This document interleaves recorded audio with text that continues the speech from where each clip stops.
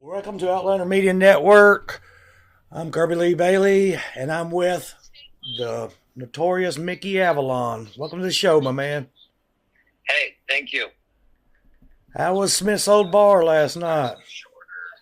It was fun. It was a good time.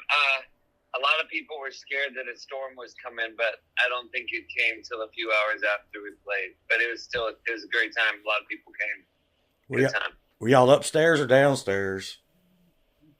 We were upstairs. And we were up there once, and we did an interview out there a long time ago. And the only thing I remember about that place was one of the managers took us to the artist's dressing room, and he took us down the back way up this big giant flight of steps. Did you get to take that giant flight of steps that's outside? Yeah. It says for those who came to it's a long way to the top if you want to rock and roll. That's what it says on the stairs. Oh yeah.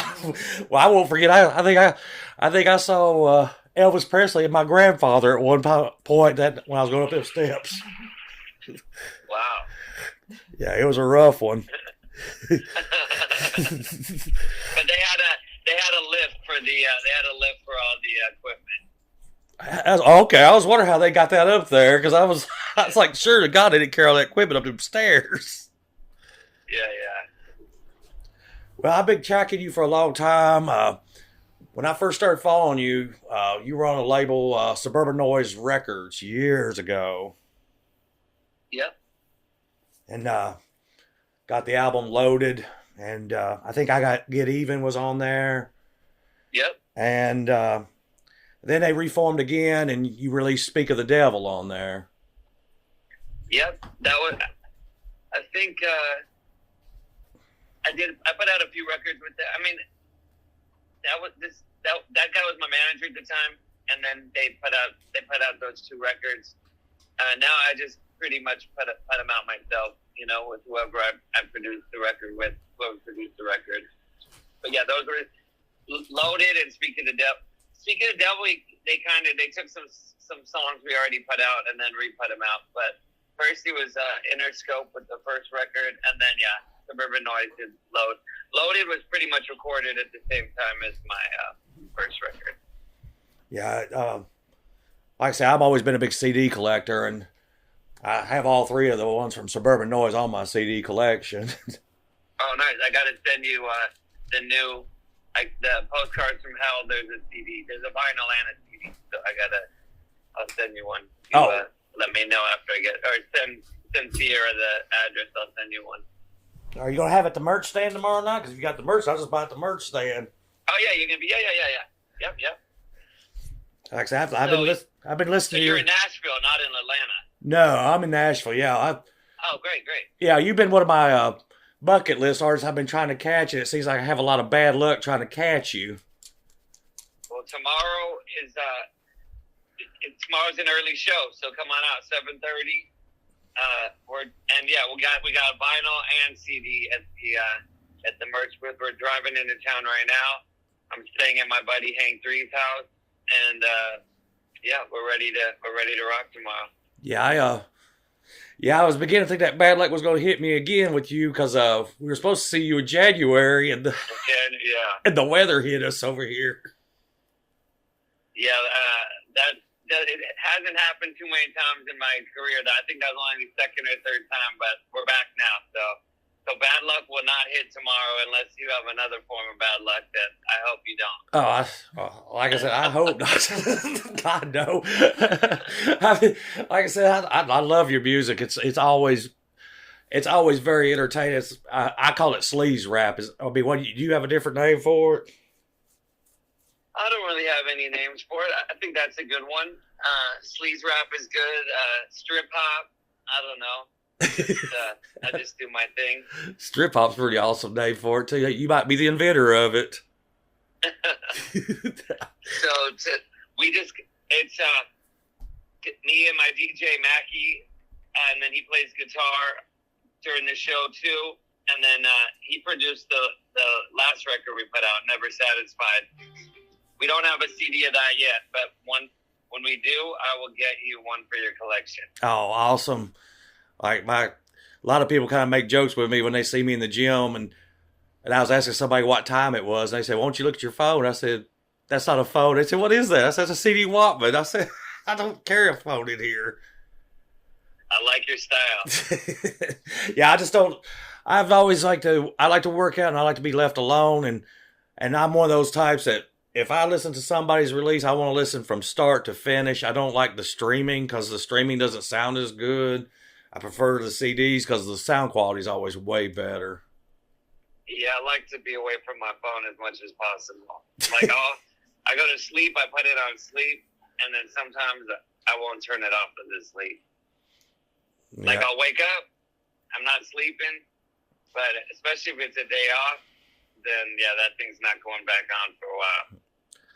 Yeah, well, I'm the same way with my phone. My girlfriend, she loves the phone. I will sit there and admit, like we've left a movie theater and I've left my phone in the cup holder because I had it switched off and everything. She said, won't you call it to see where it is? I said, I switched it off. I don't know where it is. Yeah, that's not going to help. Yeah, I am not a big phone person. So how is this tour going for you so far, Mickey? It's going, I mean, it's a pretty much, my life is a pretty much continuous tour. So this specific one, I don't know the difference when the last one ended or when this one started, but it's going good. Nowadays, it's pretty much we go out on we'll go out on the weekends, fly out, hit a few spots, and then come back during the week. I actually, in a few months, I'm part of a tour that is the actual tour where we go out for like 10 or 15 shows straight. But now, for the most part, it's just fly in, hit a few towns, pick up a rental car, hit a few towns, and then go home. So they're always good. Everyone who comes to my shows is good people. Fun times. I can't remember. I know you had it's a big show that you got on that. It's going to be the 15 date one. Who all's on that show with you? The main band, it's a band called Rehab. I'm going out with them. There's a bunch of other bands on there, but they're like the ones putting it on. Me and them are co-headlining it. And then, what? Scotty Austin. Saving Abel. And Scotty Austin from Saving Abel. And there's like two legs of that. One at the end of May and one at the beginning of June. So yeah, I got no complaints. It's a good job. Sometimes the travel is rough sometimes, but it beats any other job I've ever had. So believe me, no complaints from me. Oh, it's like us. We go to lots of shows a year. We were counting it up last year, and we went to, I think it was 52 last year. Oh wow. Yeah, we travel. We love to travel too. We do the same thing. That's a whole deck of cards right there. Yeah, it was definitely a 52 card pickup last year. 52, yeah. Nice. Yeah, we love the arenas. We love the smaller venues. And sometimes you go to these smaller venues and the smaller venues are more fun because you have a better view and you're not just stranded in your seat like you in an arena. I like the smaller venues, and then especially if you could see a band that normally plays bigger venues, and then if they go out and hit some of the small towns, I like White Stripes, Jack White a lot, mm-hmm. and he'll go and play these little towns and 100, 200 seaters, and normally he could play bigger shows. It's cool to go see those little shows, get up, like you said. Yeah. Well, also, we were figuring up the other day, I was looking at 3 arena shows that we're going to later this year. And for 2 tickets for each one altogether, it was almost like $1,200 for 3 shows. Yeah, that's like kids can't do that. You know what I mean? Mm-hmm. Like, unless you have rich parents or something. So it's not, that kind of music industry is kind of not really focused in getting kids out and going to shows anymore. It's like a whole big business kind of thing, But it's cool. Yeah. Those arena shows are cool. They put a lot of money into it also. Well, yeah. But like when we were kids, you go to a big concert, $20, $30, $40, Well, now it's like you said, $300-$400 for a ticket. Well, I remember years ago when I first was going to concerts, and I remember when the Michael Jackson Victory Tour came out, and it was back then it was $30 to $40 a ticket, and that was just unheard of at the time. Yeah. I think $30 to $40 to go to one of those shows now where you get you a parking spot. Oh yeah, you're not even getting a Coca-Cola for that. Yeah, I mean, what was your first concert that you ever did? That you went to as a kid? I ever did that I played or that I saw? That you saw. The first concert I ever saw was Run DMC and the Beastie Boys Together Forever in 1986. My mom took me to that, and that's not true. The first concert I ever saw was Chuck Berry at Magic Mountain by myself. Well, I was with my friend's family, but then I saw that he was playing there, so then I walked away and saw that, and then the Beastie Boys Run DMC was the second one. So Chuck Berry and then Beastie Boys Run DMC. Yeah, my first one was back in '85. It was Rat, and there was a little small band from New Jersey opening for them that was starting to get coming to the mainstream. It was Bon Jovi. Wow. So Bon Jovi opened up for Rat? Yeah, they hadn't hit it yet. Wow. Nice. Yeah, that's. 85, yeah. Well, heck, I was interviewing a band at Thompson Bowling Arena in Knoxville, and I was sitting there telling them they were real young girls, a band called Plush. They were real young, and I was sitting there telling them about, I was at the very first concert that Thompson Bowling Arena ever had, and it was like Def Leppard back in 1988, I believe, when they first opened the doors. And they're just like looking at me, and I'm like, I'm not sure if they're astonished or they're like thinking, wow, this guy sure is old. That's funny. Yeah. So are you driving or are you riding along? Driving. Oh, you're driving and talking on the phone with me? Yeah, it's all right. Okay. Hands free, I'm assuming. I don't need my hands to talk to, but y'all have any? If you want to come, if you get to the show a little early, we can say hey and have a drink, or not have a drink if you don't drink. But you should get there a little early. We could meet and say hey. Okay, no problem. Like I say, we already got tickets for the show. Like I said, I planned on being there back in January, but weather did not work for us. Yeah, no, we were in Greenville, and they said the show is postponed. There's a state of emergency, and we just had to hop on a plane and get home before we got stuck in Greenville for a few days and not playing any shows. So I'm glad we got out of there because we didn't want to be in a hotel for 3 days with no work. But I'm glad we were in Atlanta last night, and then they're like, or we played 2 nights ago, and then they're like, the storm's coming again. We went up to I'm like, this cannot happen again, but it didn't. So. Oh, thank God. Believe me, they had, where I worked at, they had us evacuating all of my patients. We had them in the hallways, and I was like, let's not do all this until we know for sure that something's coming. But they weren't taking no chances because they said a tornado went last year, and I was like, well, okay, we'll go with it. I heard right now it's nice and sunny in Nashville. My mom's actually coming out, or she's already there because her friend lives there, so she'll be at the show. But she said it's nice and sunny there, so I think we're good for tomorrow night. Yeah, it's sunny right now. It's just a little chilly. One thing about this Nashville area, we have weather, so like one day it might be 70 degrees, and the next day it'd be 15. You don't know around here. Yeah.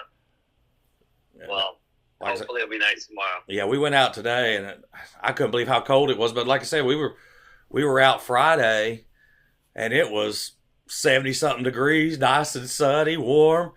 And then yesterday it was only 40 degrees nice for the high. Atlanta. Yeah, Atlanta's great. I haven't been to Atlanta yet this year. but I'll be there. I got to go there next month. But nice. I just remember Smith's old bar because we were, like I said, I just remember that flight of steps. That's the only reason I remember that bar. Yeah. Yeah, I mean, it's great. It's a great place, but I didn't expect to be flying up a flight of steps like that. Yeah, you get a little exercise. Yeah, it was real packed in there because Onyx was the headliner, and you couldn't Nice. you couldn't even get into the back area. I played a show with the Onyx in Crimea Where's that at? in Russia. Russia. Well, it used to be Ukraine, but now it's Russia. Yeah, Onyx, and they do put on a good show. I love Onyx. Yeah, they were good. Yeah, Onyx. I remember when they came out. They're good. And, They were cool too in real life. oh, they seem like great guys. We weren't there to interview them. We were there to interview actually Ari the Rugged Man's who it was. Oh, nice. Yeah, he's quite a character. Yep. I don't know why everybody laughs whenever I say he's quite a character, but everybody laughs whenever I say something like that. Yep. But he's a very likable I never guy. met him, but he seems like a cool guy. Oh yeah, he's good. He's a real good guy. I mean, well, did you ever meet Kevin Zinger when you were with Suburban Noise? Yep. Plenty of times. How is he? A good guy, just surfer guy. I mean, he's on my bucket list. I've always wanted to meet him because I was always a big fan of Suburban Noise Records, and I've always wanted to meet Zinger. Oh, he's a cool guy. He's just down to earth dude. Little short guy. Surfer. Yeah, he shot us an email back because we were asking about SRH Fest for if they're gonna have one this year because I've always wanted to do that show. I always wanted to see that show and hop on a plane and go to California and catch it. Are they doing one this year? They're talking like they are, so we'll see. You can't never tell with them. Yeah, I think that they got a lot. They got a lot on their plate, so they probably. Yeah, I don't know. He's good at. He's a good business person. Oh yeah, for sure. Yeah, he's been doing it a while. Well, Mickey, we appreciate talking to you, and we will call you before we get to the show, and we'll try to meet with you before the show starts. We're real excited to see the show tomorrow. Definitely, yeah. No, thank you. Thanks for talking to me, and I look forward to meeting you in person tomorrow. And be safe coming up here, and we are excited about getting a copy of your new album, Postcards from Hell, tomorrow at the show. You can add it to the collection. Now, I think you have my first CD also. No, I don't have the MySpace one. No, I don't have that one. I don't have one either. But that's the only one you need. That's the only. Once you get this, you'll just need that one, and then we're gonna put out a Never Satisfied one. So yeah, you just need it. Those ones, the first CD comes up on eBay now and again. I don't think it's. Yeah, that one I don't think is. My first record is like very expensive, but I think the CD comes up now and again. Well, it's hard to catch it because, like I said, it was MySpace. And that's probably what makes it kind of a collector's item because MySpace doesn't even exist anymore. Yeah. And, that's a big deal right there. We had an artist talking about it the other night when he first came up on MySpace, a guy named the DRP.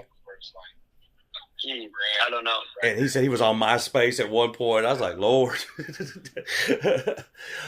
it's the first record's on Interscope, but then MySpace tried to do like a little thing with Interscope, but then it didn't really pan out so much, and then MySpace went away. But the CD's on Interscope Records. Oh, okay. All right. I'll have to look it up. Yeah, I mean it shows up sometimes. Just it sounds like you're into your CDs. That one's not. It's not as hard as finding the vinyl. Oh, I imagine the vinyl's probably real hard. It's probably out of press. Yeah, it's like $300 to $500 if you Jesus. even find it. But the CD is like $20, $30. Oh. It's just about it showing up. You know what I mean? Yeah, like I say, like I said, we collect a lot of vinyl. Like I said, we were looking at it the other day, and I think I've got, like, on CD wise, I think I got between 6,000 and 7,000 CDs. Wow, that's impressive. Yeah, I was always a big fan of it, and I hate that you can't hardly buy CDs in stores no more. But generally, whenever I go to a show, I'm always looking for a CD at a show. Yeah. People are making them again. We're starting to try to make stuff whenever we can instead of just like you said on the streaming. It doesn't sound as good, and it's nice to have a physical item. All right, I'll come by and see you tomorrow. Okay, thank you. Thank you for taking time, and we're Outlander Media, and we're out of here.